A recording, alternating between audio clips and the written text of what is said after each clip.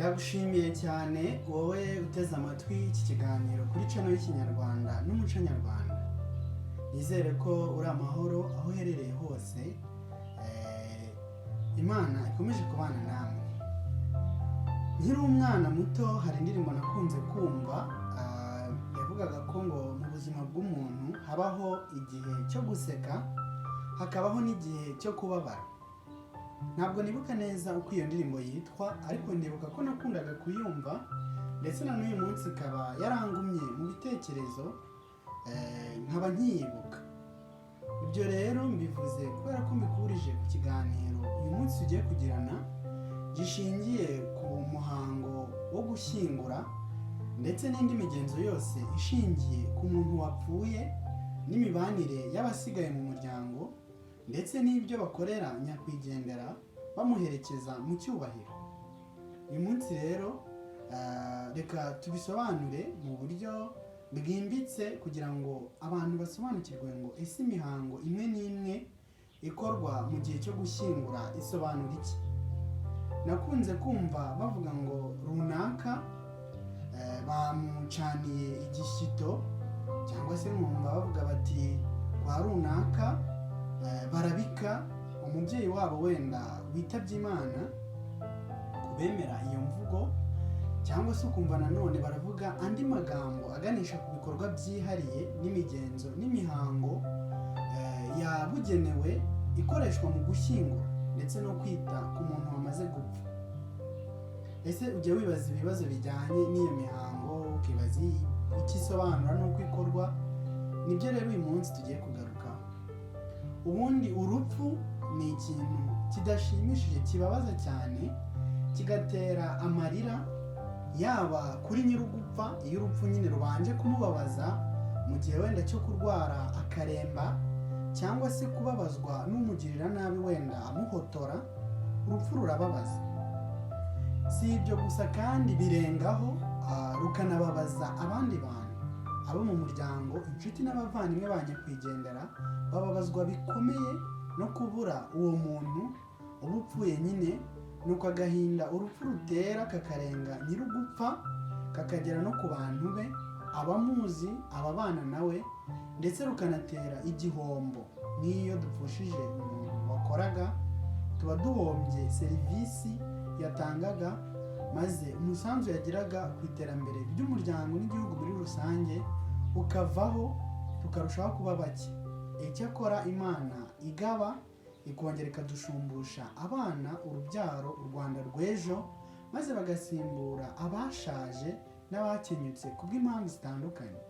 Aha ndasobanura neza ko gusaza ubundi ari inshoberamahanga mu rurimi rw'Ikinyarwanda ishaka kuvuga gupfa, ariko ko umuntu nyine ukuze akazira izabukuru agapfa bakavuga bati runaka yarashaje. Ntabwo rero iyo dufite umukambwe ugeze mu zabukuru usheshe akanguhe tuvuga ngo yapfuye, ahubwo tuvuga ko yashaje. Ni nayo mpamvu atari byiza kuvuga ngo ndashaje, ahubwo uravuga uti ndakuze, kuko gusaza ni ugupfa k'umuntu ukuze, ntabwo ari ugukura mu myaka. Urupfu rero rubabaza rutyo, nibyo nari ndimo ngarukaho, ariko kubw'amahirwe nubwo urupfu ruhigira intwari ntabwo ruzimara. Harongera hakavuka abana bo kudukorera mu ngata, bo kudusimbura haba mu muryango ndetse no mu mirimo dukora, bigatuma igihugu kidasigaramo ubusa, bagasigasira amateka ndetse n'umurage twabahaye, nuko tugakomeza kuba u Rwanda. Reka rero noneho tugaruke by'umwihariko ku bikorwa bifite aho bihuriye no gupfa n'uwapfuye nyakwigendera ndetse no gushyingura n'ibikurikiraho. Mbere na mbere, ntabwo abantu bose bapfa kimwe. Hari ubwo umuntu apfa binyuze mu nzira buhoro buhoro agenda areba.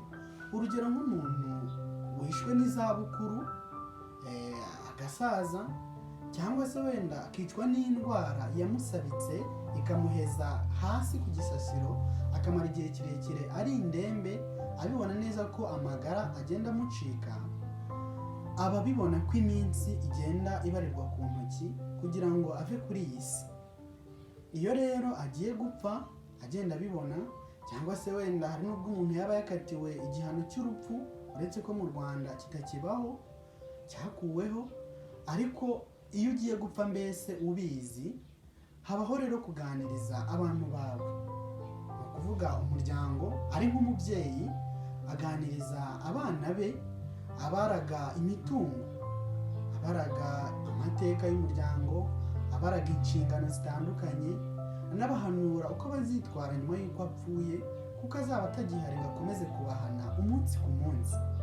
Icyo kiganiro rero cyo gutanga ibyawe ubigaba cyangwa se ubigabanya abagukomokaho n'abandi ba hafi yawe ushaka, nicyo cyitwa irage, kikitwa kuraga.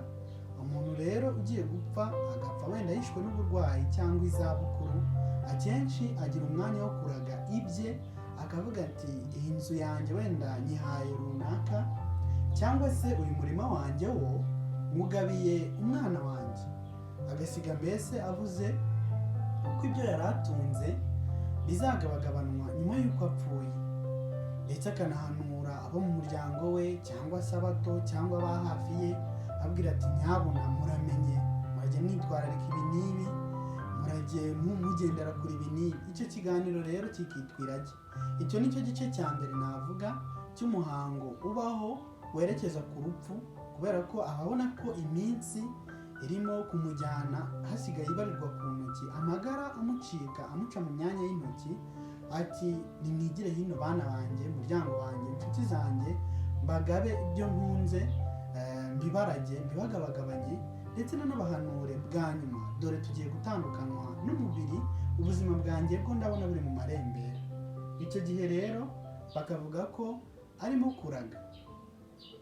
Icyo ni igice cya mbere, ni umuhango wa mbere utangira ibintu bijyanye n'urupfu. Nyuma rero yo kuraga, umuntu wenda akomeza kuremba cyangwa se agakomeza kwegera urupfu, kuko iminsi nyine iba igenda imusiga nk'uko twabibonye. Iyo yari yamaze kuraga ibintu bye, nibwo akomeza kugenda amara iminsi akaremba, cyangwa se iminsi nyine ikagenda imushirana, ku bw'amahirwe makeya bikaza kurangira apfuye. Reka rero noneho turebe imihango n'imigenzo igiye itandukanye ikorwa cyangwa se ikorerwa ku muntu wapfuye, kuva ku kumushyingura n'indi mihango yose ikorerwamo, kugira ngo tumenye impamvu yabyo n'icyo iyo mihango ikorwa iba isobanuye. Iyo kuraga birangiye nk'uko twari tumaze kubibona, hakurikiraho gupfa. Iki ni ikintu kibi cyane, bigoye no kuvuga, biteye agahinda, ariko niko kuri kandi nibwo buzima tubayemo. Mu buzima ngo ni imvange y'ibyiza n'ibibi bigendana, rimwe tuba duseka ubundi tukaba turira. Nta wifuza ibibi, ariko ahura nabyo. Kandi Umunyarwanda yaravuze ngo nta wanga heza arahabura. Nibyo rero, kuko umuntu arapfa, akaba ubwo yishwe n'impamvu zitandukanye, bigatera agahinda kurushaho iyo umuntu apfuye akenyutse. Ni ukuvuga gupfa ukenyutse ni ugupfa ukiri muto, imburagihe. Urugero, nk'umuntu agapfa ari umusore w'imyaka 30 cyangwa umugabo w'igikwerere w'imyaka 40, bakavuga ko akenyutse kuko ubundi yakagejeje mu zabukuru, imbaraga z'umubiri zikagenda zigabanuka bigaragara, akabyara, akarera, agakuza, agashyingira, akagira abakwe n'abakazana, akuzukuruza, agaterura abuzukuru be, ndetse yewe akagira n'abuzukuruza. Byanaba byiza akaba yabona n'ubuvivi. Ibyo rero wenda agatanga impanuro, akarerera u Rwanda, akunga abakiri bato bagiranye amakimbirane, akitabira ibirori, akavugira abato ijambo, agasaba abageni, agasabwa abandi. Nuko wenda yamara kuba umusaza cyangwa umukecuru ugeze mu zabukuru koko bigaragara, akaba yasaza, abantu bakavuga bati yarakoze, yarereye u Rwanda, yarashingiye, yarakosheje, nta kintu mu bisanzwe uretse kubaho iteka, gutura nk'umusozi atagezeho, atabonye. Iyo rero bitagenze bityo ugapfa imburagihe, ubuzima bukagucika igihe kitageze ukiri muto, bavuga ko wakenyutse. Gupfa rero ukenyutse bikababaza by'umwihariko, kuko biba bigaragara neza ko upfuye kandi ari imburagihe, bitari bikwiriye, igihe kitaragera. Hari ubwo kandi umuntu agapfa yishwe urw'agashinyaguro, wenda ahotowe cyangwa se agiriwe nabi mu bundi buryo, ariwe wenda n'inyamaswa, cyangwa akaburirwa irengero, akagambanirwa n'ibindi bintu byinshi by'ibyamfura mbi n'amarorerwa bishobora kuba bigahitana ubuzima bw'umuntu. Hari abahitanwa n'ibiza kamere n'izindi mpamvu zituma n'imirambo yabo itabonerwa irengero, nuko bigatera agahinda cyane abasigaye, cyane cyane abo mu muryango n'inshuti za hafi. Gupfa rero ni ikintu kibi cyane, kibabaza kandi kigakora ku mutima, ariko tubana nacyo kubera ko ari urugendo rw'ubuzima. Twigeze gusomerwa umwandiko nkiri mu mwaka wa 5 w'amashuri yisumbuye, ndabyibuka, wavugaga ngo inzira ya muntu ni uruziga, ngo nk'inzoka yiruma umurizo, ngo aho atangirira ni naho apfira. Ntabwo nibuka neza umwandiko wose uko wakabaye, ariko ayo magambo niyo yawutangiraga. Ikindi nibuka ni uko mu bibazo byo kumva umwandiko harimo icya mbere cyabazaga niba uwo mwandiko ari urucantege cyangwa ufite izindi nyigisho ubumbatiye. Nuko njye n'abandi twiganaga twese twari twamaze gusoma uwo mwandiko, tugahuriza ku ijwi rimwe tuti uyu mwandiko nta gushidikanya, nta no kuzuyaza turya indimi, ni urucantege, kuko wari urimo amagambo yo guhamura umuntu, kumukura umutima no kumwumvisha ko ubuzima n'ubundi ntacyo bumaze, ko burangira nabi, ndetse rimwe na rimwe bukanarangira budateguje, nuko bikababaza. Inzira ya muntu rero ngibyo ibyayo. Gupfa rero bibabaza cyane abantu, cyane cyane iyo umuntu apfuye urupfu rubabaje cyangwa urw'imburagihe. Iyo rero umuryango umaze gupfusha, ubwo gupfa ni ikindi cyiciro nyine biriya bintu biba mu rupfu rw'umuntu. Iyo umuryango umaze gupfusha, urumva nyakwigendera we aba yamaze gupfa. Nyakwigendera naryo twarisobanura, ni ijambo rikoreshwa bashaka kuvuga umuntu umaze igihe apfuye, ni ukuvuga utakiriho.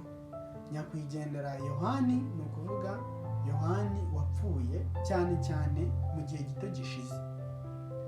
Umuryango rero wa nyakwigendera utumaho inshuti n'abavandimwe ndetse n'abo mu miryango ya kure ubika nyakwigendera. Kubika rero ni ugutangaza ko umuntu yapfuye, kugira ngo imiryango n'inshuti babatabare, babafate mu mugongo, babayagire. Nabihuza no gufata mu mugongo. Gufata mu mugongo uwapfushije cyangwa wagize ibindi byago ni ukwifatanya nawe, umuba hafi muri ibyo bihe bitoroshye aba arimo gucamo, kuko gupfusha ni ikindi kindi.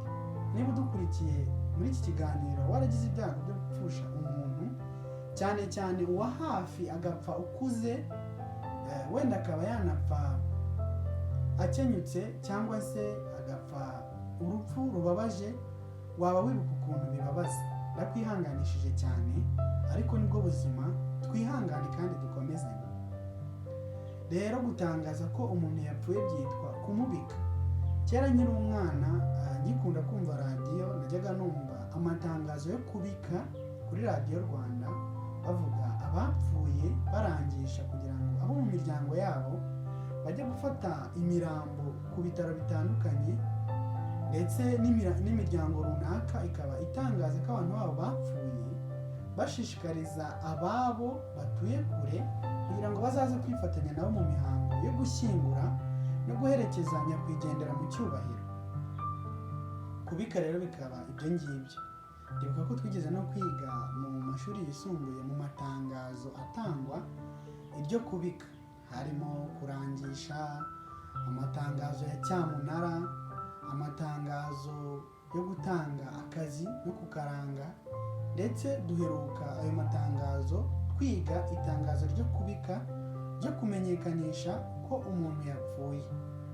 Umuhango rero ukurikira kuraga k'umuntu urembye, nyuma akaza guhuhuka agapfa, nyuma ni uwo kubika nyine, aho umuryango n'inshuti ze za hafi baba bamenyesha abakure n'abataragerwaho wenda n'ayo makuru ko nyakwigendera yapfuye, kugira ngo bazaze kwifatanya nabo mu bikorwa bikurikiraho, gushyingura ndetse n'ibindi.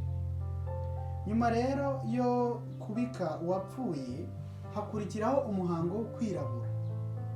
Kwirabura wari usanzwe ubizi? Niba uzi kwirabura tumenyeshe muri comment wenda uko bikorwa aho uherereye, kuko hari ubwo bidakorwa kimwe mu Rwanda hose kubera utuntu tugenda dutandukana mu mico y'uturere dutandukanye tw'u Rwanda. Kwirabura rero ni umuhango wakorwaga abantu bigomwa ibikorwa byose byo kwishimisha no kwinezeza, kubera ko babaga bababajwe n'agahinda batewe n'umuntu wabavuyemo batarashyingura. Ni ukuvuga ko mu kwirabura abantu bigomwa ibintu by'umungara no kwinezeza bishimisha bitari ngombwa, bitari ibanze, kugira ngo baharire umwanya wabo agahinda, bumve koko akababaro batewe na nyakwigendera wabavuyemo. Muri uyu muhango rero nibwo abashakanye birinda ibikorwa byo kwishimisha bitandukanye, ndetse abari bafite wenda nk'ingendo zo gutembera mu bice bya kure, cyangwa bateganyaga ibindi birori, wenda nk'ibirori byo guturana inzoga bakishima, ibirori byo gukura ubwatsi n'ibindi birori byo kwishimisha bitari ibanze, baba babihagaritse bakabanza bakiraburira nyakwigendera wapfuye. Nuko rero umuhango wo kwirabura ukaba usobanuye icyo ngicyo. Icyakora nubwo babaga bari muri ako gahinda ko kwirabura nyine, ntabwo babihoragamo ngo bibaherane, ahubwo bageragaho bagatangira kwihanagura kugira ngo babashe kubona imbaraga n'akanyabugabo byo noneho gushyingura nyakwigendera. Hakaza rero umuhango wo gushyingura ari nawo nyirizina ukomeye ujyanye n'uwapfuye.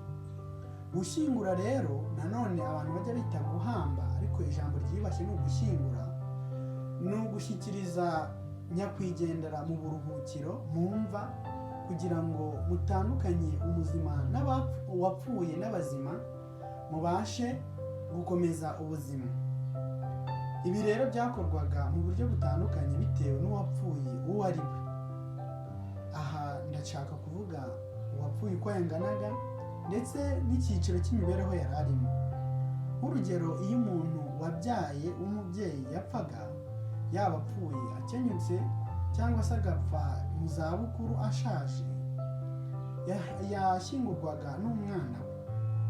Ni ukuvuga umwana we niwe warenzaga itaka ku mva ye, akanashingaho umusaraba nk'ikimenyetso cyo kumushyingura, nuko akaba aramushyinguye.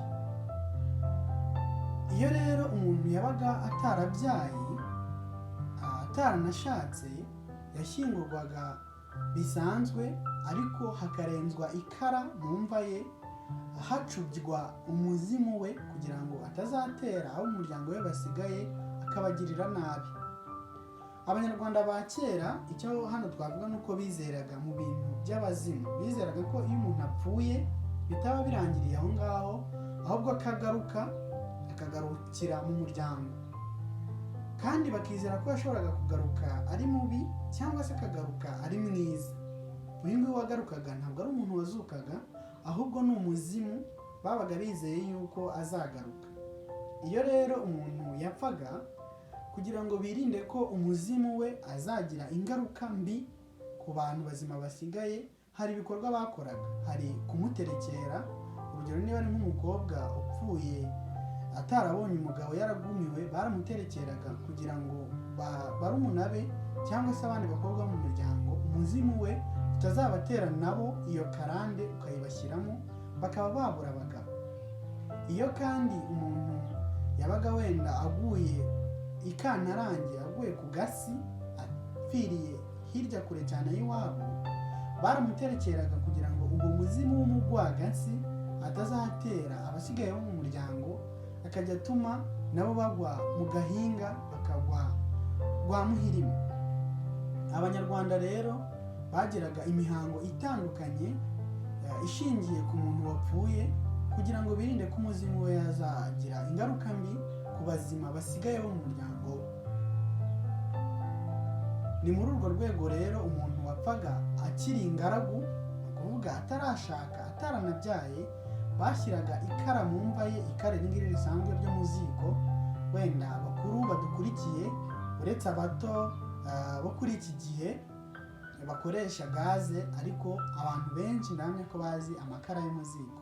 Barenzagaho rero ikara mu mva ye kugira ngo umuzimu we atazatera abasigaye bo mu muryango, cyangwa se nanaza azaze ari uw'amahoro atari uwo guteza ibyago n'amakuba.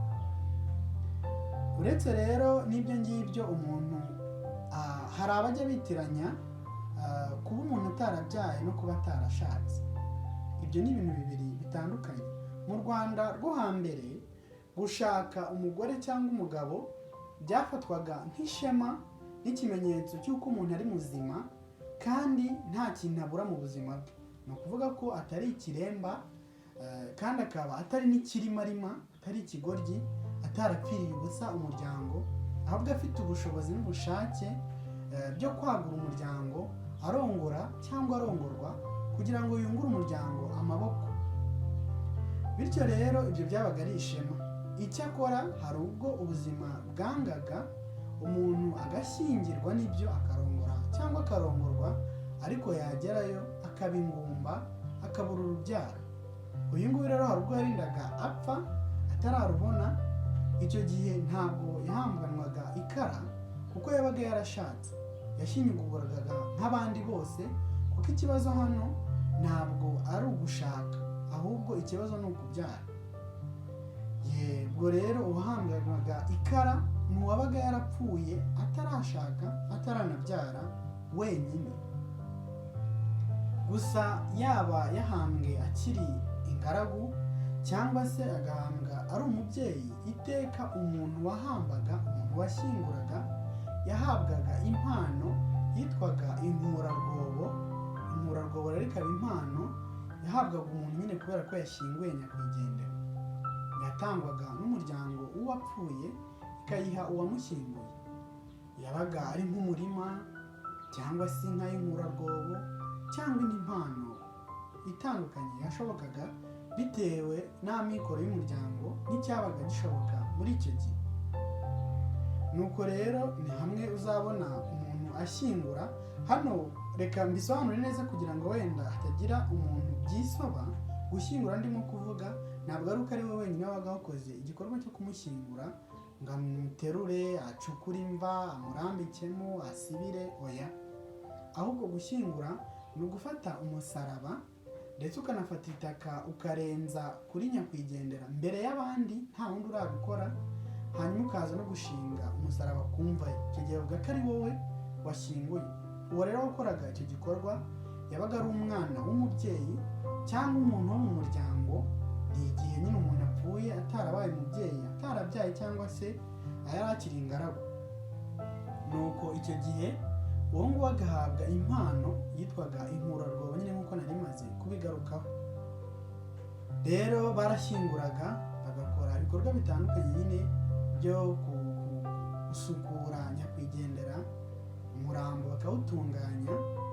Nuko bamara kuwutunganya bakamwambika neza, bakamugirira isuku, maze bakamushyira mu isanduku cyangwa ikirago bitewe n'amikoro ndetse n'iterambere u Rwanda rwagiye rugeraho. Nuko barangiza bagacukura imva. Habaga hari abagabo n'abasore b'inkorokoro bagacukura imva. Akenshi yabaga icukuwe haruguru y'urugo, kuko mu mateka y'Abanyarwanda n'umuco nyarwanda ntabwo hakunze kubaho amarimbi rusange kenshi. Ni ibintu byadutse vuba, byadukanywe n'umwaduko w'abazungu n'ubusirimu n'iterambere byaje vuba aha ngaha mu kinyejana cya 20. Rero abanyarwanda bacukuraga kenshi haruguru y'urugo cyangwa se mu yindi sambu ya nyakwigendera cyangwa y'umwe mu muryango we, nuko akaba ariho bamushyingura. Bazanaga rero umurambo we uri mu isanduku cyangwa se uzingiye mu kirago, nuko bakawururutsa mu mva bakamushyingura. maze wa wundi uri buhambe twabonye akabanza akanagaho agataka gake by'ikimenyetso, ubundi bakamusibira nyine bya nyabyo bakarenzaho itaka, akazana umusaraba akawushinga ku mva ya nyakwigendera nko kumuhamba. Ibi ngibi biracyanakorwa n'ubu ngubu, ntabwo ari kera gusa, kuko umuco no gukura ibijyanye no gushyingura byo ibyinshi biracyameze nk'uko byari bimeze no mu Rwanda rwo hambere. Nuko rero umuntu yashyingurwaga maze bikaba birarangiye. Icyakora ntabwo gushyingura ariho ibintu byaga birangiye ku muntu wapfuye, kubera yuko habagaho n'ibintu byinshi bikurikiraho, kuko habaga hari abasigaye bo gufatwa mu mugongo no kuyagirwa n'inshuti n'abavandimwe ndetse n'umuryango mugari. Iyo rero bamaraga gushyingura bamaze gushyitsa umurambo mu mva ndetse no kutaba, kurenza bitaka nyine no gushyiraho umusaraba, hakurikiragaho umuhango wo kwera. Twamaze kubona mbere kwirabura nko kwibabaza mwibuka munazirikana uwapfuye. Rero nyuma yo gushyingura habagaho noneho kwera. Kwera bikaba nk'umuhango wo gusoza ku mugaragaro igikorwa cyo kwirabura, abantu bava mu minsi y'agahinda gakabije bajya noneho mu buzima busanzwe, basubira mu buzima busanzwe nyine bashaka kwishimira ko babashije gushyingura, kugira ngo badaheranwa n'akababaro n'intimba ubuzima bundi bugahagarara, ahubwo kugira ngo babashe kwinjira mu buzima busanzwe nk'abantu nyine bamaze gushyingura, babashe kugarura agatege n'icyizere. Nyuma rero y'umuhango wo kwirabura, abantu bababaye kandi bamaze gushyingura nyakwigendera, babaga babuze nyine mu muryango, bagendaga bakira ibyababayeho kugeza ubwo bumvise batagomba guheranwa n'agahinda, ahubwo bakwiye gusubira mu buzima busanzwe, bagasubirana imbaraga, kugira ngo niba nyakwigendera ari nk'umuntu wasize abana bato babe banarerwa, cyangwa se niba yasize n'uwo bashakanye nawe atora agatege asubire mu buzima busanzwe. Aho rero niho batangiriraga umuhango wo kwera. Mu muhango wo kwera abanyarwanda babaga bamaze kwemera urupfu no kurwakira rwa nyakwigendera, bakiyemeza kugaruka mu buzima no gusubirana no kwijajara. Kwera rero ibyakorwaga muri uwo muhango harimo n'igikorwa cyo gukaraba. Gukaraba ni undi muhango, umugenzo n'ubu ngubu uracyakorwa. Mperutse kwitabira gushyingura kenshi muri iyi minsi, nabonye igikorwa cyo gukaraba n'ubu ngubu kigikorwa. Gukaraba rero abantu babaga bashaka kuvuga ko bamaze gushyingura, bagira ngo biyeze nko gukaraba nyine amazi, biyeza ku rupfu, bakitandukanya narwo, ahubwo bakaba bashaka gusubira mu rugo kugira ngo batangire icyunamo. Umuhango rero wo gukaraba wabaga ari nko kwitandukanya n'urupfu, bagana noneho mu guca mu gahinda ariko kadakabije cyane, kugira ngo bagende biyubaka buhoro buhoro, kuko nabyo bitabaga byoroshye. Umuhango rero wo gukaraba n'ubu ngubu uracyabaho, uretse ko ubu ngubu nabonye hari ubwo abantu babishyiramo igisirimu cyinshi. Bamaze gushyingura ukabona bagiye kwiyakira mu tubari n'amabare akabije agezweho, ukabona ahubwo abantu baraseka batera imisingo bavuga inkuru zambahe na njyahe, ibya myaka na yindi baseka. Ntabwo rero gukaraba ari uko nk'uko byabaga bimeze, ntabwo abantu babikoranaga agahinda koko bibavuye ku mutima, ariko bashaka kugira ngo nanone bakomere, bijajare, be guheranwa n'iyo minsi itoroshye n'iyo minsi mibi. Nuko rero nibwo bakoraga uwo muhango wo gukaraba. Gukaraba rero bikaba byari mu bigize umuhango wo kwera. Kwera ni ukuvuga gukora ibikorwa byo gusoza ku mugaragaro ibikorwa byo kwirabura. Ni ukuvuga ko bya bikorwa byo kwishimisha mu miryango byatangiraga kugaruka, ndetse wenda n'ibindi birori abantu bafite bishimishije nko guturana inzoga ndetse no gukura ubwatsi no kugabirana, bakaba babikora gake gake. Gutangira rero gusubira mu buzima busanzwe bikitwa umuhango wo kwera.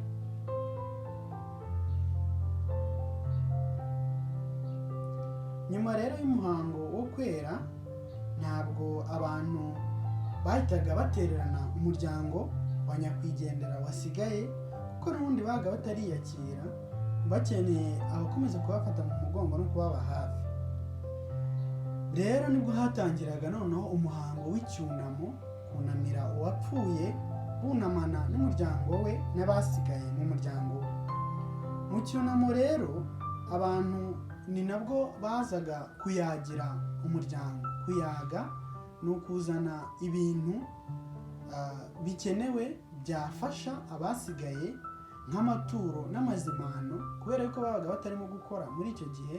Ikindi banahombye amaboko, amwe mu maboko yakoreraga umuryango, nuko mukazana amaturo yo kubafata mu mugongo no kubasananira muri iyo minsi itoroshye.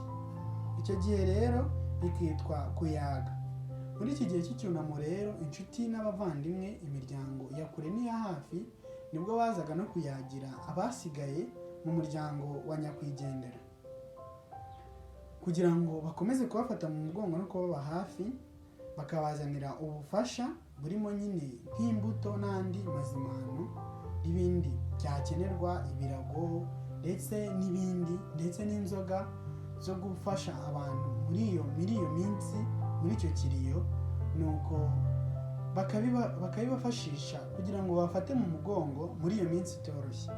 Ibyo rero ni umuhango wo kuyaga, nawo wabaga nyuma mu gihe cyo kwera. Undi muhango ujyanye no gushyingura wabaga umuntu yapfuye mu mateka y'Abanyarwanda, kandi ubu ngubu mbona ukibaho, ni umuhango wo gucana igiti, nanone byitwa gucana igishyito. Ushobora rero kwibaza uti ni iki gituma umuntu iyo yapfuye bacana umuriro? Ese ibyo bisobanura iki? Ese ibyo bihuriye hehe n'uwapfuye? Hano nakubwira ko mu muco nyarwanda ndetse no mu yindi mico myinshi yo ku isi, ubundi umuriro ni ikimenyetso gisobanura ubuzima n'urukundo. Iyo umuriro waka bisobanura ubuzima ndetse n'urukundo. Murabizi ko no mu gihe cyo kwibuka jenoside yakorewe Abatutsi tugira igikorwa cyo gucana urumuri rw'icyizere. Ni uko urumuri rugaragaza icyizere, rwirukana umwijima ugashushanya agahinda n'intimba n'ibihe bibi by'amage byagereranywa n'urupfu. Umuriro rero ukagarura nk'icyizere, umuriro ukaba ikimenyetso cy'urukundo n'ubuzima no gusubirana icyizere nyuma yo gupfusha cyangwa kugira ibindi byago bikomeye. Niyo mpamvu rero Abanyarwanda bacanaga igishyito bakakireka cyaka amanywa n'ijoro, kugira ngo abo mu muryango bagarure icyizere, kandi babashe kugaragaza ko nubwo nyakwigendera apfuye, ubuzima bugikomeje ku basigaye, kandi ko ubuzima hari icyizere cy'uko bizagenda neza, abantu bazamenyera, imitima izasubirana igasanwa, maze ubuzima bugakomeza gukomeza.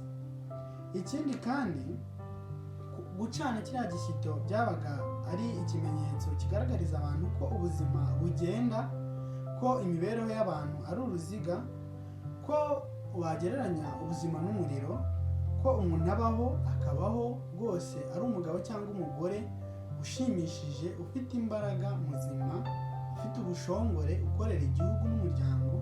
Ariko nk'uko umuriro ugenda uzima ndetse n'inkwi zari ziwurimo zikagenda zihinduka ivu n'umukungugu, akaba ari nako ubuzima bw'umuntu bugenda butendebuka, buta agaciro, burangira, busaza, kugeza ubwo bumuvuyemo burundu, agapfa, agahinduka intumbi, maze bakamuhamba nk'uko uwo nyakwigendera babaga bahamba byabaga byamugendekeye. Ibyo rero bigatuma abantu bagomba kuzirikana ko ubuzima bugira iherezo, bityo bakaba bagomba kubana neza kugira ngo bazasoze ubuzima bwabo ntawe bigorora nawe, ntawe ubafitiye inzika, ahubwo barabaye ingirakamaro ndetse n'ingiramumaro mu muryango, haba ku muryango muto wabo ndetse n'umuryango mugari w'abantu. Ubwo rero umuhango nanone ukagaragaza ko uwapfuye yabaga atandukanye n'abakiri bazima, kandi ugafasha abasigaye kubasha kugira ingufu, ni ukuvuga kubyiyumvisha mu bwonko no kubyakira mu mubiri, bakagira imbaraga zo kurekura uwagiye bakamwikuramo, bakabyakira nyine ko yabacitse, cyane cyane mu bitekerezo, kugira ngo bamureke agende nabo bakomeze ubuzima bwabo. Nguwo rero umuhango wo gucana igishyito. Nyuma y'uyu muhango wo gucana igishyito, umuriro warakaga kugeza ubwo inkwi zigenda zihinduka ivu, maze iryo vu bakarifata bakarijugunya. Hakabaho n'ikindi cyiciro cyo gucana undi muriro nyuma y'uwo w'igishyito, ukagaragaza uwo muriro wa kabiri, ubuzima nyuma y'urupfu. Ukaba rero umuriro wo gusubiza abantu mu buzima busanzwe nyuma y'agahinda n'umubabaro bikomeye babaga batewe n'urupfu rw'uwabavuyemo, nyakwigendera wapfuye. Nuko rero abantu bagakomeza kubabara, bagakomeza gufatana mu mugongo, ariko bazirikana ko ubuzima bukomeza nubwo bwose umuntu yapfuye. Nyuma y'ibi ngibi rero habagaho indi mihango, ni ukuvuga gusoza nyine igishyito, gukuraho uwo muriro ndetse no gukuraho uriya wa kabiri, bigaragaza yuko abantu barimo kugenda bagarura imbaraga. Ikindi, nubwo umuco w'u Rwanda uduhuza, ntabwo ibintu bikorwa kimwe mu duce twose. Mu bice bitandukanye by'u Rwanda habaho uburyo bunyuranye bwo gukora imihango yo gushyingura. Nko mu gice cy'intara y'Iburasirazuba habaho ikintu cyitwa gucanura. Umuhango wo gucanura rero ukaba umuhango uba nyuma hashize nk'amezi 3 cyangwa 2, bitewe n'uko umuryango wisubiranyije, wijajaye, wagaruye ubuyanja kandi utangiye kumenyera. Kuko uwo muhango wo gucanura wo usaba amikoro, ugasaba amazimano, cyane ko haba hatumiwemo abantu batandukanye. Muri uwo muhango rero, ni umuhango uba nyuma y'uko umuntu yapfuye akanashyingurwa. Uwo muhango abo mu muryango we baraterana, cyane cyane nk'iyo ari umubyeyi, maze bakagira ibyo basobanura. Muribuka ko twamaze kuvuga ukuntu umuntu ugiye gupfa ariko agapfa abizi, yaragaga ibye abasigaye bo mu muryango n'inshuti. Muri icyo gihe rero cyo gucanura nibwo abantu basigaye babisobanuraga, bakavuga bati wenda runaka yamugabiye inka, ngiyi nayijyane, cyangwa se bati runaka yamugabiye umurima, yarawumuraze, nawe turawumweguriye, nawujyane. Icyo gihe rero byabaga muri uyu muhango wo gucanura, ndetse n'ubu ngubu biracyaba mu bice by'intara y'Iburasirazuba. Mu gucanura kandi ni naho basobanura ibintu bitandukanye byagiye biba mu muryango. Urugero, niba wenda nyakwigendera, niba ari nk'umugabo yaragiye abyara wenda abana hanze, nibwo abo bana baza kwigaragaza mu muryango, kugira ngo niba hari nk'ibyo bagabana mu minani n'ibyasigaye, babashe nabo kubigabana. Niho kandi havugwa amateka ye, ibyamuranze, ibyo yakoze bitandukanye, umuryango ukomeza kumuzirikana no kumwibuka. Nuko abantu bagakomeza kumuzirikana nyakwigendera, maze muri uwo muhango wo gucanura bagasobanura ibyakurikiye urupfu rwe, nk'irage rye karisobanura. Hari ubwo kandi umuntu araga, ariko mu irage rye hakazamo amakimbirane. Urugero, wenda bamwe bavuga bati ni nk'umubyeyi yafashe imitungo imwe myinshi ayiraga abana bamwe, mu gihe abandi nta kintu gifatika yabaraza. Nuko bakaba basubiranamo bati ntabwo byumvikana, mureke tugabane imitungo turinganize. Hari ubwo kandi umuntu yaraga ikintu, ariko abo mu muryango basigaye ntibabyumve, bagashaka kubisubiza inyuma. Urugero, wenda nk'umubyeyi agafata umutungo we akawuraga umuntu utari uwo mu muryango. Nuko abana be bikababaza cyane, bakaba bavuga bati bishoboka bite ko araga ibintu byacu rubanda, nuko bakabisubiramo nyuma. Izo mpaka rero n'amakimbirane no guharira bikomoka ku irage ritumvikanweho, byakemurwaga nabyo muri uyu muhango wo gucanura ukunze gukorwa mu bice by'Iburasirazuba. Nuko abantu bagakomeza kuzirikana nyakwigendera, ari nako baba hafi umuryango, abasigaye, kuko byabaga ari ibintu bitoroshye. Gupfusha ntibyakirwa, jya numva abakuru bavuga ngo akabi ntikamenyerwa. Nubwo hashira iminsi, ariko iyo wapfushije biba bikibabaje. Nuko rero umuntu agapfa bakamushyingura. Ikindi kintu, undi muhango wabagaho ushingiye ku rupfu mu Rwanda rwo hambere, ntabwo nzi niba ukibaho, wenda abadukurikiye bakuze mwaza kutumenyesha niba uwo muhango ukibaho. Ni umuhango wo kweza umugore wapfakaye. Ushobora rero kwibaza uti ibyo byari ibiki? Kweza umugore wapfakaye, ubundi mu muco nyarwanda umugore ni uw'umuryango. Umugore yabaga ari uw'umuryango, ntabwo yabaga ari uw'umugabo we gusa wamurongoye. Hari ubwo rero kubera impamvu zitandukanye, wenda nk'urugamba, nk'igihe babaga baragiye gutabara bari ku rugerero, cyangwa se uburwayi, cyangwa se impanuka, cyangwa ibiza kamere, inyamaswa z'agasozi n'ibindi, umugabo yicwaga agapfa, agasiga umugore. Iyo rero umugore yasigaraga, yakurwaga cyangwa se akezwa n'umugabo wo mu muryango. Ni ukuvuga nka murumuna w'umugabo we cyangwa mukuru we niba hari, yahitaga amucyura kugira ngo ibyo bintu, icyo kibazo kibaye kitazazanira umuvumo n'ibyago umuryango w'abasigaye. Icyo gihe rero akamukura, akamweza. Kurongora rero umugore w'umuvandimwe wawe wapfuye kugira ngo wirinde ko hazamo amahano, hazamo ibibazo ndetse na za karande mbi, nibyo byitwa kweza umugore. Iyo rero umugore atezwaga n'umuntu wo mu muryango, agashaka nk'undi mugabo wa kure cyangwa wo mu wundi muryango, byatumaga umugabo yashaka nawe azapfa gutyo gutyo. Aka ya nkuru yo muri Bibiliya, uyu mugore washatswe n'umugabo, nuko uwo mugabo agapfa akimufite, akarongorwa na murumuna we, nawe bikamera bityo kugeza ubwo ngo acyuwe n'abagabo 7 bavukana bose bapfa. Nubwo wenda uwo ngo atari umunyarwanda, ariko nawe wasanga byaratewe n'uwo muvumo wo kuba iyo umuntu yamaze gupfusha hari imiziro imuzaho, akaba agomba kwezwa n'umuntu wo mu muryango. Rero n'ubundi ku bw'amahirwe make y'uwo mugore wo muri Bibiliya, muri iyo nkuru we n'ubundi abagabo be bose barapfuye barashira, birangira asigariye aho.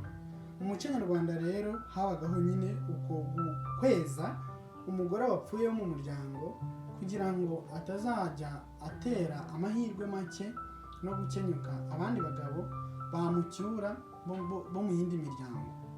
Ibyo rero nabyo ni ibikorwa byabagaho nyuma yo gupfa. Hariho rero indi mihango igenda ikorwa mu Rwanda bitewe n'uduce dutandukanye abantu bakomokamo, harimo nk'iyitwa gukora mu mutwe n'indi myinshi igenda isobanura ukuntu abantu bashobora gukomeza kuzirikana umuntu wapfuye. Iyo rero ni imihango itandukanye yabagaho mu muco nyarwanda mu Rwanda rwo hambere, ishingiye ku gupfa, kwita ku wapfuye, kumushyingura, ndetse no gufata mu mugongo no kuba hafi abo mu muryango we basigaye nyuma y'urupfu rwe. Gusa muri iyi minsi sinzi niba namwe mubibona, hagiye hazamo udushya n'igisirimu cyinshi. Ibyahoze bikorwa mu buryo runaka hari ubwo bizamo impinduka. Nk'ubu uzabona abantu barazanye uburyo bwo kwambara imipira, imyenda iriho ifoto ya nyakwigendera nk'ikimenyetso cyo kumuzirikana. Bazanye kandi indabyo, gushyira indabyo ku mva no kuzitwara ku isanduku. Bazanye kandi ikintu cyo kujyana umuntu mu rusengero imbere y'Imana, abagatulika bakamusabira misa, ndetse ndatekereza ko n'abandi b'abaprotesitanti n'abo mu yandi madini ya gikirisitu bafite uburyo basabira ababo bapfuye. Ibyo rero ni ibintu bishyashya byaje byiyongera mu muco nyarwanda. Nk'ubu ngubu ntabwo habagaho ikintu cyo gushyira imbere umuntu Imana mu kiliziya, ko byari bitaraza, ahubwo yashyingurwaga gutyo nyine twamaze gusobanura. Ariko kuri ubu bamujyanayo bakamusabira misa, nuko misa igasomwa mu izina rye, umupadiri amusabira kwakirwa iburyo bw'Imana. Nuko rero ni muri ubwo buryo hazaho n'ibindi bintu, nk'umuhango wo gusigwa kw'abarwayi. Ku bagatulika uyu nguyu barawuzi cyane, ni isakaramentu. Ndibuka tukiga mu Kibeho nyine ni mu masomo ya gatigisimu y'amasakaramentu ya batisimu, nari ngize ngo gushyingirwa, ya batisimu ndetse no gukomezwa, batwigishije ko amasakaramentu ari arindwi. Nuko muri aya arindwi rero hakabamo n'isakaramentu ryo gushyingirwa, ndetse hakabamo no gusigwa kw'abarwayi. Gusigwa rero kw'abarwayi ni isakaramentu ritangwa n'umusaseredoti akariha umuntu urembye, wa wundi twabongeze muri cya gihe cyo kuraga, amusabira ku Mana kugira ngo apfe yejejwe, maze nibanamusabira misa nyuma yo gupfa bamushyingura izaza isanga n'ubundi ayo mavuta uwo mugisha yasabiwe akiri muzima atarashiramo umwuka. Ni naho rero kuri ubu ngubu iyo ubonye umuntu arembye ageraniwe, ubuzima bwe bugenda bumucika, ataragiye imbere y'Imana cyane, ushobora gutumaho umupadiri akamubatiza kugira ngo apfe ari mu muryango mugari w'abakristo b'abana b'Imana. Kuko Kristo murabizi yabwiye Nikodemu ko nta muntu uzinjira mu bwami bwa se atavutse ubwa kabiri ku bw'amazi n'umwuka wera. Muri urwo rwego rero abakristo benshi iyo babonye umuntu wabo ageze nyine mu marembera, arembejwe wenda n'uburwayi cyangwa se n'izabukuru, batumaho umupadiri kugira ngo abafashe kumusabira, amuhe nyine iryo sakaramentu ryo gusigwa kw'abarwayi. Nuko rero byagiye bihinduka, hakazamo izindi mpinduka. Iyo rero amaze guhabwa ku gusigwa kw'abarwayi, akanahabwa ukarisitiya ya nyuma nk'ifunguro rizima ry'umubiri wa Yesu, nibwo ahera ko agapfa akazanashyingurwa bya gikristo. Kandi kuri ubu no mu muhango wo gushyingura nyirizina na nyuma yo kumuvana ku kiliziya avuye gusabirwa misa, abantu baracyazana umusaseredoti agaha umugisha icyo gikorwa kumva nyirizina. Nuko nabyo bikaba mu bintu bigize umuhango wo gushyingura ugezweho. Ndimo rero mvuga ko kuri ubu hajemo igisirimu cyinshi n'impinduka, nk'uko imico igenda yivanga, hazamo ibintu by'indabyo bitabagaho mu muco nyarwanda. Nanibaza ukuntu abantu bagenda baha agaciro indabyo gusa ziciye, wenda n'imico itandukanye. Nuko ubwo rero nabyo byagiye bizamo impinduka. Umuhango wo gukaraba twabonye ko wagiye uhinduka ukava ku kintu cyo kubabara cyane, kuri ubu bamwe bakaba ahubwo bibanda gushyira imbaraga nyinshi cyane mu muhango wo gukaraba, barya bananywa ibintu bihambaye bihenze, bagakarabira ahantu hahenze hakosha ibya mirenge. Sinzi niba baba bibutse wishima ari uko umuntu yapfuye. Sinzi impamvu abantu dukunda guhuzwa n'ibyago kurusha ibyiza. Nibyo koko rero buriya ngo abantu bakunda umupfu, uwapfuye ngo akundwa na benshi.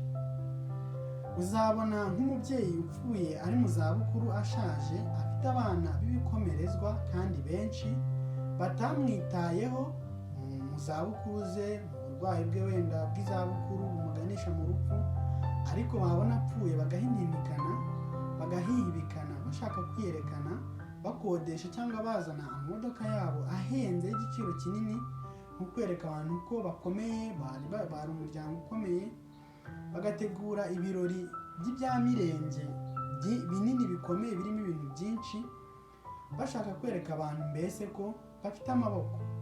Ukibaza impamvu ayo maboko n'ibyo bikorwa, ayo mafaranga n'ubwo butunzi baba batarabikoresheje bita ku mubyeyi mbere yo gupfa, wenda ahitanwe n'indwara yari no kuvuzwa, ariko bagaterera agati mu ryinyo ngo arashaje, ntiyagiraga wenda akuzukuru kaza kumutahiriza udukwi, ntiyagiraga akana kamushyirira inkono ku ziko, ntiyagiraga akana acira umugani ngo kamususurutse baganire ku kagoroba, ntiyagiraga akana ko gutuma inkono y'itabi cyangwa ikindi kintu, ntiyagiraga umuntu wamusindagiza wenda ngo amugeze nko kuri misiyoni.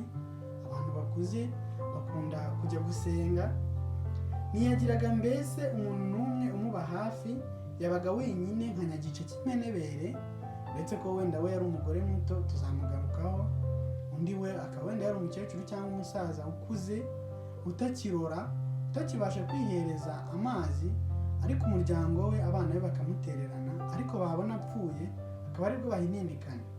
Iki rero ni ikintu mbona kidakwiriye, dukwiriye kwigiraho kikatubera isomo, tukaba hafi abantu, ababyeyi, inshuti n'abavandimwe, tukaba hafi mu buzima bwiza, tukaba hafi mu buzima bwo kurwara bakaremba duhari, bagapfa duhari, tukabashyingura mu cyubahiro ariko tutazanywe n'urupfu gusa.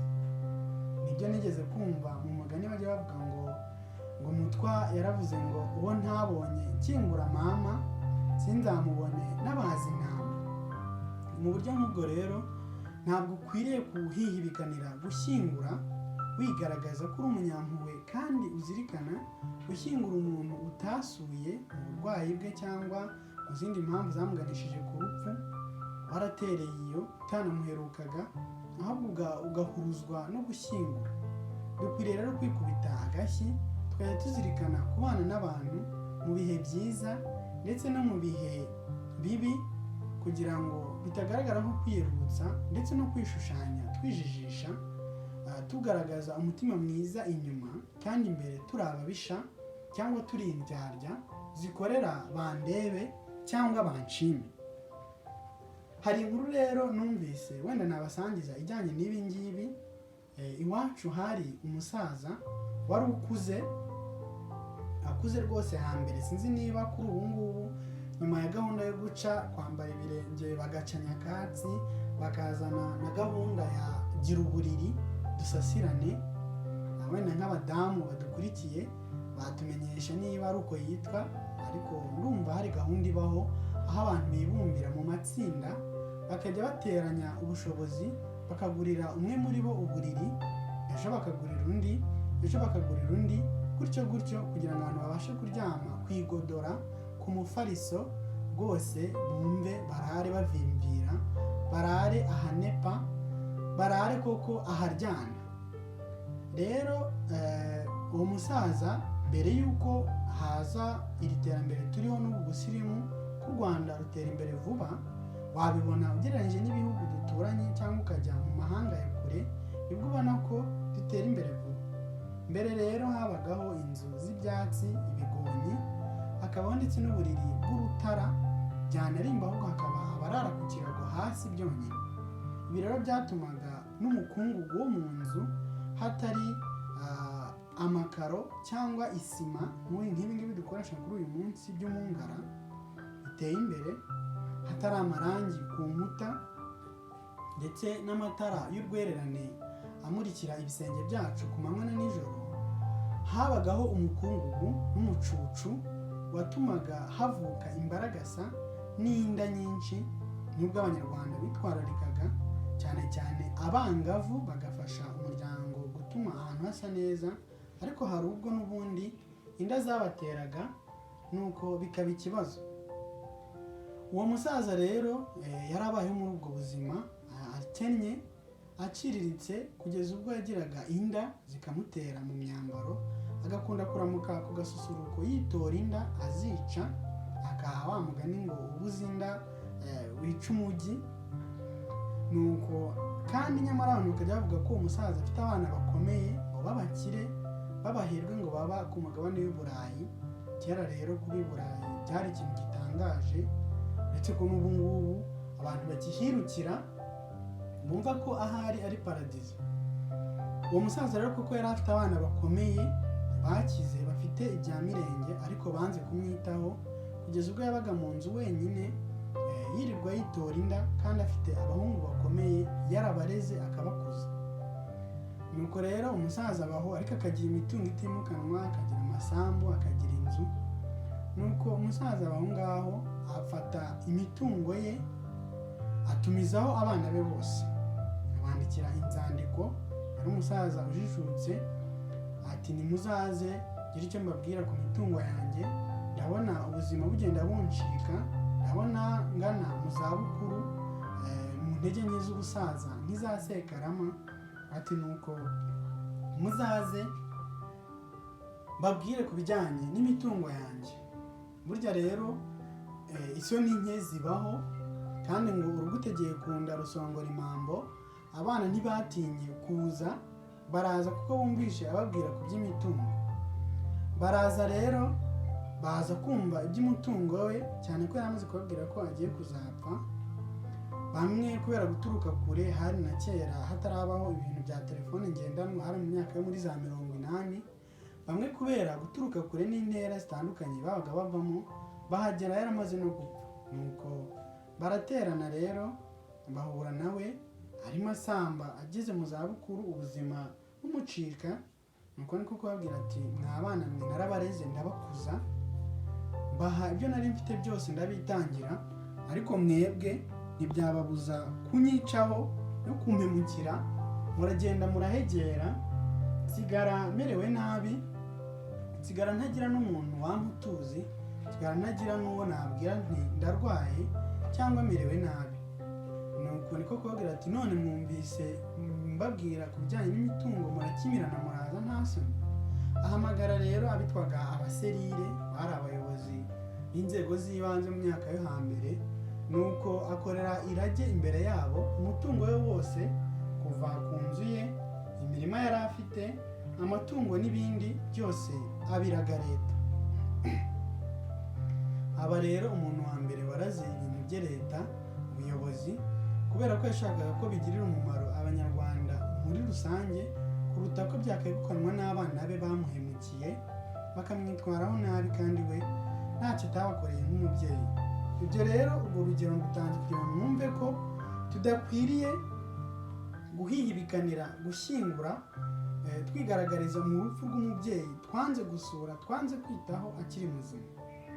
Tugomba rero kwitwararika kugira ngo imibanire yacu ibe itarimo imbereka, urujijo, kujijisha cyangwa se akangononwa mu bundi buryo ubwo aribwo bwose. Twirinde kandi kugira uwo ducumuza muri ubwo buryo. Ni nako rero burya uko byamera kose umuntu wagize ibyago ugomba kumutabara. Iyo mwaba mufitanye inzika cyangwa hari ibyo musanzwe mudahuza mu bisanzwe, nyamuneka rwose ibyo bindi banza ubishyire ku ruhande, ubanze umutabare, kuko ikintu cya mbere ni ubuzima, kandi umuntu uri muri iyo mimerere aba amerewe nabi cyane, akeneye abantu kugira ngo bamube hafi, kugira ngo bamwerere imbuto, bamufashe kuva muri ako gahinda, bamufashe kuva muri iyo mimerere itamworoheye, abashe gusubirana. Nuko rero twige gufata mu mugongo abagize ibyago, kuko akebo kajya bamugarura, kugira ngo natwe ibyago dore ko bitera bidateguje nibitugeraho tuzabone abadutabara, kandi badutabare baticiraguraho. Njya numva ngo nta murozi wabuze umukarabya. Ushobora kuvuga uti n'uri ningirira nabi runaka nzatabarwa na runaka, ariko icyiza cyakabaye kugirira neza bose, dore ko ngugira neza ukayisanga imbere. Iyo mihango rero yo gushyingura, ubutaha niwumva bavuga ngo gukaraba, ukumva bavuga ngo gucana igishyito, ukumva bavuga ngo kuraga, ukumva bavuga ngo inkurarwobo, ngo yagabanye inkurarwobo, ujye usobanukirwa ibyo ngibyo bishaka kuvuga. Ikindi kandi ujye witondera ibijyanye no gupfa, uzirikane gutabara abagize ibyago, kugira ngo nawe nubigira bazagutabare, maze akebo gakomeze kugira umugaro.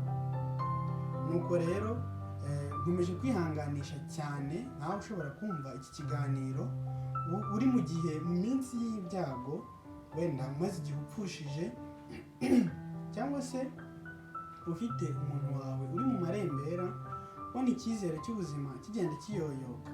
Ndakwihanganishije cyane, kandi Imana ikomeze kugukomeza. Mwakoze cyane rero kudukurikira. Twagarukaga birambuye ku mihango itandukanye iba ijyanye n'umuntu wapfuye. Twahereye ku irage, nka mbere yo gupfa umuntu arembye agabanya ibyo atunze abantu mu muryango we ndetse n'inshuti n'abavandimwe ba hafi. Tukurikizaho uko agenda imbaraga zimwangana kugera apfuye agashyiramo umwuka, agashyingurwa, abantu bakirabura, nyuma bakaza gushyingura, nyuma bagacana igishyito, bakaza kwera, ukuntu beza umugore iyo apfushije umugabo we, akezwa n'umuntu wo mu muryango, n'ibindi bintu byinshi twagarutseho kugira ngo dusobanure ibintu bitandukanye bijyanye no gupfa, gupfusha, gushyingura ndetse no gufata mu mugongo abantu bagize ibyago byo gupfusha. Niba rero wungukiye amakuru atandukanye muri iki kiganiro, tumenyeshe muri comment. Ese ni iki usobanukiwe kuri iyi mihango n'imigenzo ishingiye ku gupfa no gushyingura uwapfuye utari uzi? Ese hari undi mugenzo cyangwa umuhango uba mu bintu bijyanye no gushyingura uzi ubaho tutavuzeho? Twandikire muri comment kugira ngo dusangizanye amakuru, kuko umuco nyarwanda hari ubwo uba utandukanye mu turere dutandukanye, bimwe wenda bikaba bidakorwa kimwe n'ahandi, cyangwa se bimwe biba ahandi ntibibe aha. Bityo rero kungurana ibitekerezo ni ngombwa kugira ngo tumenye ibintu rusange. Niba rero uzi ikindi kintu gikorwa mu kwita ku muntu wapfuye, gushyingura ndetse no kwita ku basigaye, tumenyeshe muri comment. Mwakoze cyane rero kudukurikira. Ibyo tugarutseho byari ibyo ngibyo, ni kuri channel y'Ikinyarwanda n'umuco nyarwanda nk'uko bisanzwe. Mwari kumwe nanjye ni Rumari Ntwari nkunda amahoro. Turabashimira cyane. Tuvuga ku muco nyarwanda, tukavuga ku mateka y'abanyarwanda ndetse no ku rurimi rw'Ikinyarwanda tugamije kurunonosora. Niba rero wakunze iyi video ukande like kugira ngo YouTube ibashe kuyigeza ku bantu benshi batandukanye bakeneye kumenya no kunonosora amateka, ururimi ndetse n'umuco wacu. Niba udukurikiye ari ubwa mbere cyangwa se ukaba utarabikora, ndagusaba ngushishikariza gukora subscribe kugira ngo dushyigikire, tubashe gutera imbere, tubashe kugeza ibingibi dukora ku banyarwanda benshi kurushaho, ndetse yewe n'abari mu mahanga. Mwari kumwe rero nanjye Rumari Ntwari nkunda amahoro, naho utaha.